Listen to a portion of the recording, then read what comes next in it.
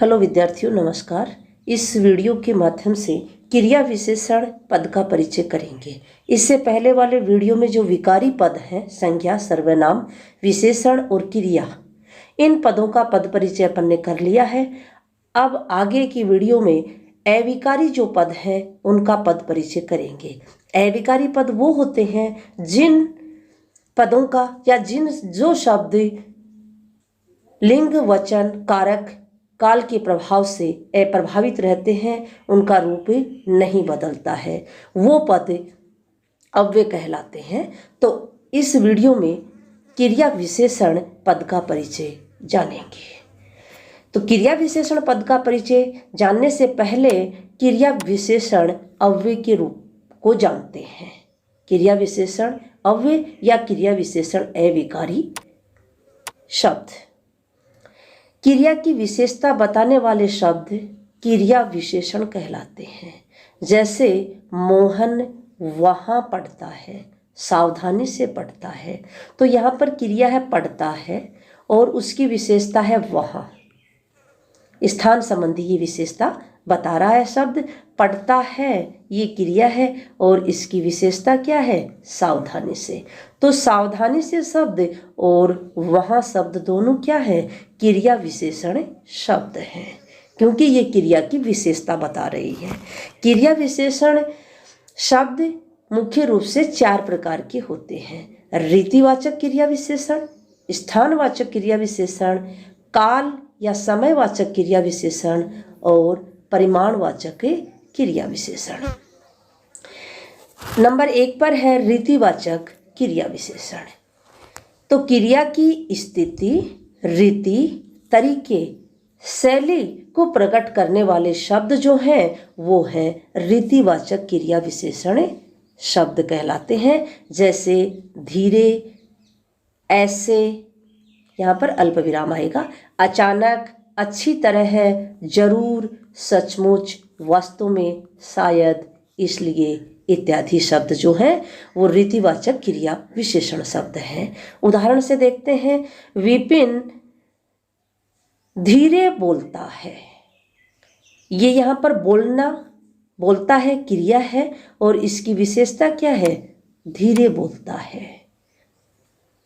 तो धीरे शब्द रीतिवाचक क्रिया विशेषण है। अंकिता जोर से पढ़ती है। पढ़ने की क्या विशेषता है? जोर से पढ़ती है। ये यहाँ पर क्रिया की रीति को बता रहा है। तो रीतिवाचक विशेषण जो है वो क्रिया के कहाँ घटित हुआ इसका उत्तर देते हैं। कहाँ का उत्तर नहीं मिलता है यहाँ पर, कैसे कि क्रिया जो है उसमें कैसे का उत्तर प्राप्त होगा। जैसे विपिन कैसे बोलता है? धीरे बोलता है। अंकिता कैसे पढ़ती है? जोर से पढ़ती है। तो कैसे का उत्तर मिलता है। स्थानवाचक क्रिया विशेषण, ये शब्द क्रिया के होने के स्थान का बोध कराते हैं। जैसे पास, दूर, बाहर, भीतर, यहाँ, वहाँ, सामने, नीचे, दाएं, बाएं, इधर, उधर इत्यादि। जैसे लड़का बाहर सोता है।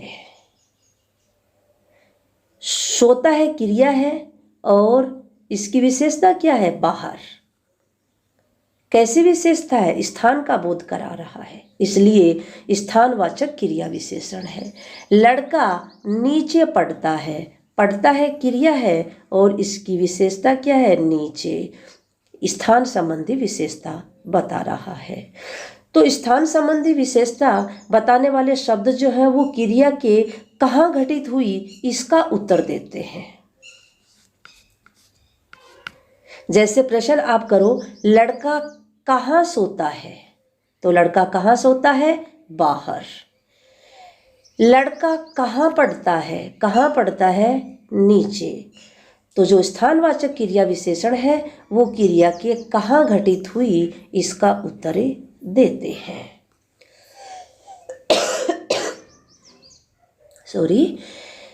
तीसरे नंबर पर है काल या समयवाचक क्रिया विशेषण।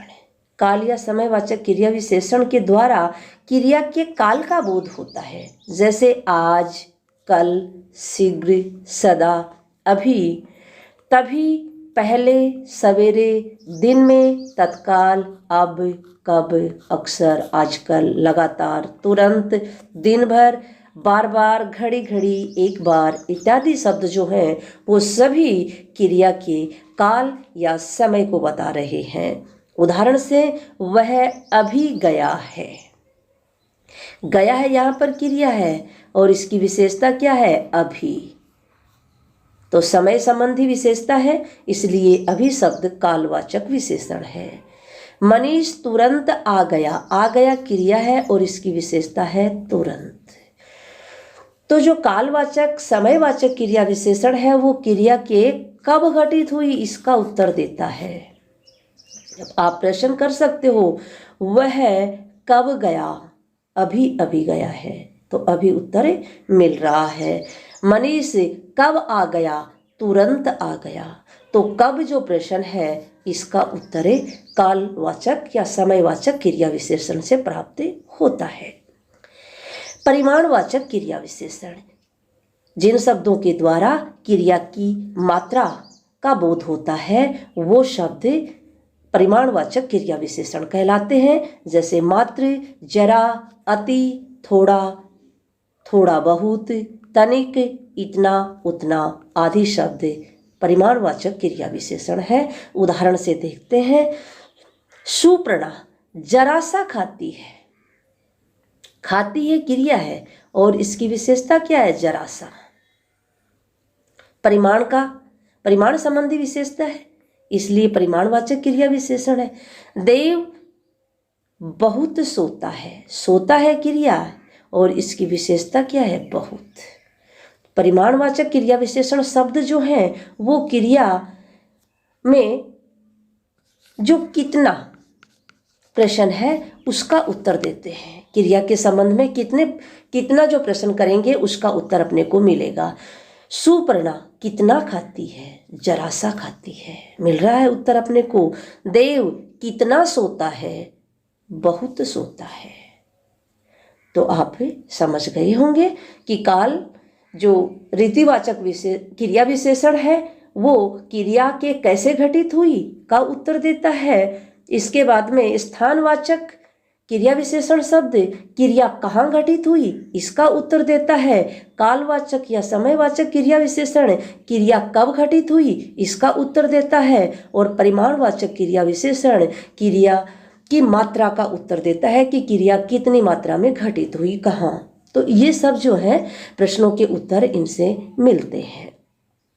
अब चारों प्रकार के क्रिया विशेषण को समझने के बाद क्रिया विशेषण पद का परिचय करते हैं। तो क्रिया विशेषण पद का परिचय जब दिया जाता है तो मुख्य रूप से दो बातों का उल्लेख किया जाता है।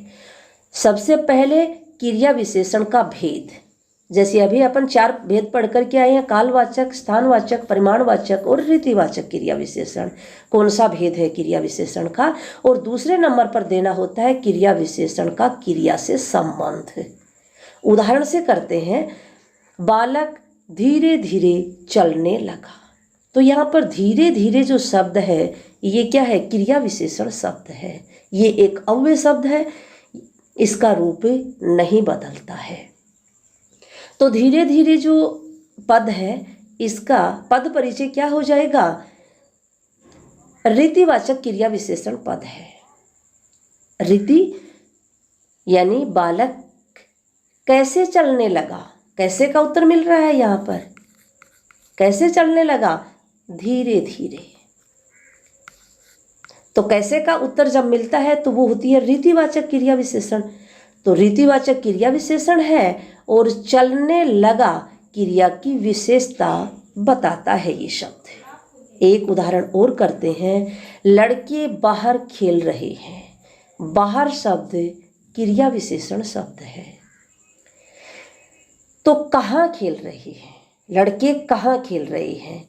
और कहाँ प्रश्न का उत्तर किस क्रिया विशेषण से मिलता है?